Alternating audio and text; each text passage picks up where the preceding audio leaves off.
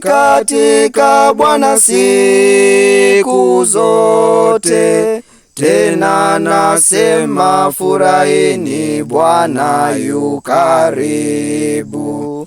Furahini katika Bwana siku zote. Tena nasema furahini, Bwana yu karibu. Somo la kitabu cha nabii Isaya, sura ya 35 aya ya kwanza hadi aya ya 6 na aya ya 10. Nyika na mahali palipo ukiwa patafurahi, jangwa litashangilia na kuchanua maua kama waridi. Litachanua maua mengi na kufurahi, naam, kwa shangwe na kuimba. Litapewa uzuri wa Lebanoni, utukufu wa Karmeli na Sharoni. Watauona utukufu wa Bwana, ukuu wa Mungu wetu.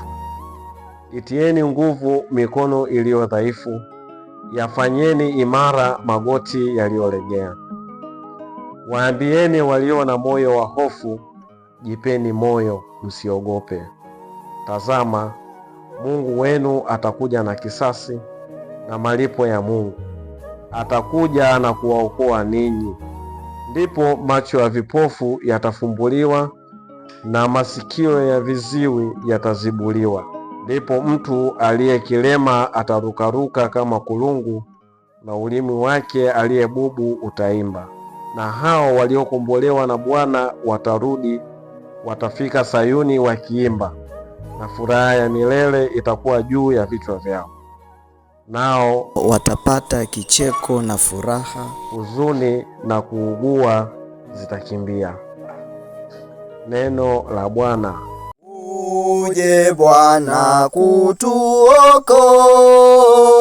kutuokoa, uje Bwana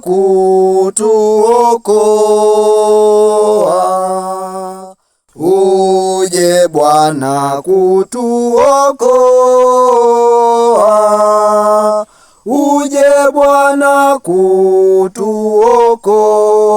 kutuokoa. Huishika kweli milele, huwafanyia hukumu walioonewa, huwapa wenye njaa chakula. Bwana hufungua waliofungwa, uje Bwana kutuokoa, uje Bwana kutuokoa, uje Bwana kutuokoa. Bwana huwafumbua macho waliopofuka, Bwana huwainua walioinama. Bwana huwapenda wenye haki, Bwana huwahifadhi wageni. Uje Bwana kutuokoa, uje Bwana kutuokoa, uje Bwana kutuokoa.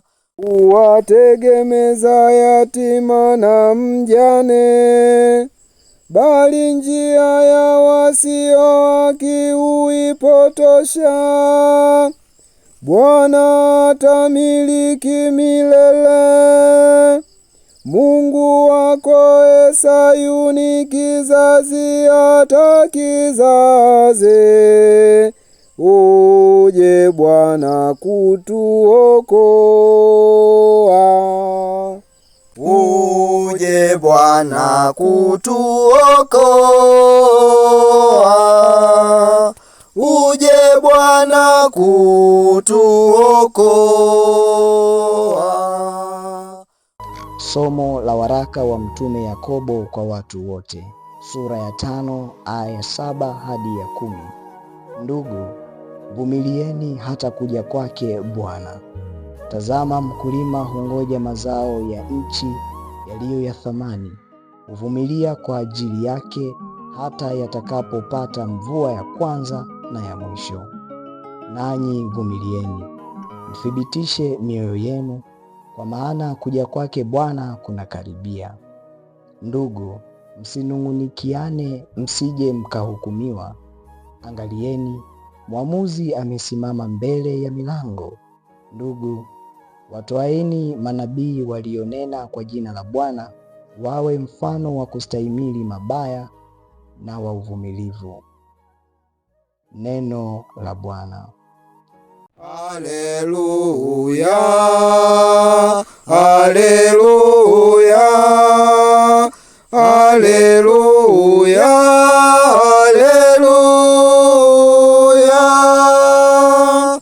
Roho wa Bwana yu juu yangu, amenituma kuwahubiri maskini habari njema.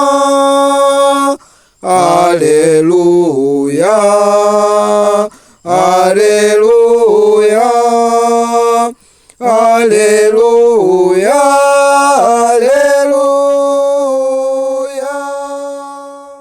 Somo la Injili takatifu ilivyoandikwa na Mathayo, sura ya 11 aya ya 2 hadi ya 11. Siku ile Yohane aliposikia huko gerezani matendo yake Kristo, alituma wanafunzi wake kumuuliza, wewe ndiwe yule ajaye au tumtazamie mwingine? Yesu akajibu akawaambia, nendeni mkamweleze Yohane mnayoyasikia na kuyaona. Vipofu wanapata kuona, viwete wanakwenda, wenye ukoma wanatakaswa, viziwi wanasikia, wafu wanafufuliwa, na maskini wanahubiriwa habari njema. Naye heri awaye yote asiyochukizwa nami. Na hao walipokwenda zao, Yesu alianza kuwaambia makutano habari za Yohane. Mlitoka kwenda nyikani kutazama nini? Unyasi ukitikiswa na upepo? Lakini mlitoka kwenda kuona nini? Mtu aliyevikwa mavazi mororo? Tazama, watu wavaao mavazi mororo wamo katika nyumba za wafalme. Lakini kwa nini mlitoka? Ni kuona nabii? Naam, nawaambia, na aliye mkuu zaidi ya nabii, huyo ndiye aliyeandikiwa haya. Tazama, mimi namtuma mjumbe wangu mbele ya uso wako, atakaye itengeneza njia yako mbele yako. Amini nawaambieni, hajaondokea mtu katika wazao wa wanawake aliye mkuu kuliko Yohane Mbatizaji, walakini aliye mdogo katika ufalme wa mbinguni ni mkuu kuliko yeye. Neno la Bwana.